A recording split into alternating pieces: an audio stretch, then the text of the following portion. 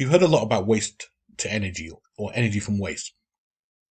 But is it really more sustainable than dumping things in landfill or even burning coal? Let's find out.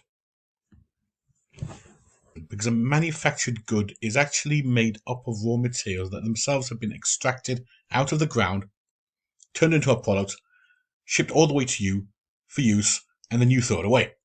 And when you throw it away, a lot of different things actually happen. The first and most obvious thing is it's collected, but then it goes to a material recovery facility where it's sorted and separated from all the material in the bins. You have a different set of outlets for the materials that you collect.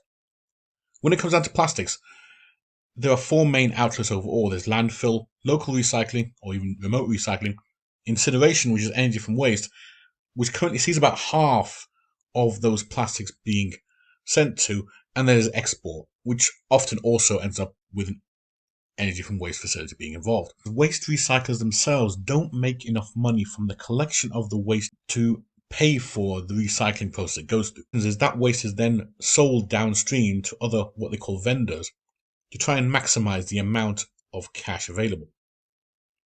And if you look at things like landfill in particular, gate fees have made that prohibitively expensive. So nowadays they don't really want to touch landfill if they can avoid it. But that means it has to go somewhere else.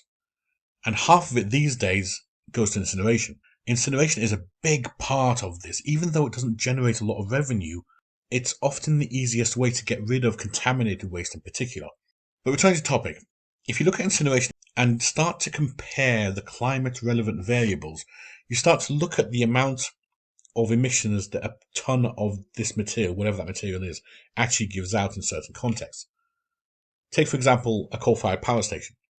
1 ton of coal will emit around 2 megawatts of energy once it's burnt. But it'll also emit 2.5 tons of CO2 for every ton that it's burnt.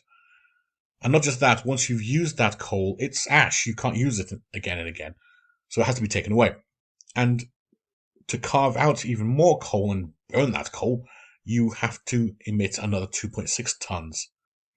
If you look at incineration, though, it always sounds great because now you're generating electricity from that waste and you're only emitting around 1.6 tons of CO2 for every ton that you burn. So it's lower, right? Not so fast. If you look very carefully, you'll see that the energy density of waste is 667 kilowatt hours per ton, while the energy density of coal is 2 megawatt hours per ton. So when you burn coal, you actually get 3 times as much out of a ton of coal compared to a ton of waste. What this means is when you compare the two systems and look at what's called the functional unit, which is really the bit that humans use, because in your house you're charged by the kilowatt hour. You're not charged by the ton of coal or the ton of whatever it is you're burning. And as a result, the draw on the grid is measured in megawatt hours or kilowatt hours. Now, 1 megawatt hour is about 6 months worth of energy for a 2-bed flat. That pulls about half a ton of material, specifically coal, into coal-fired power stations. And that means working backwards, you'll get about 1.25 tons of CO2 for every megawatt hour that you generate.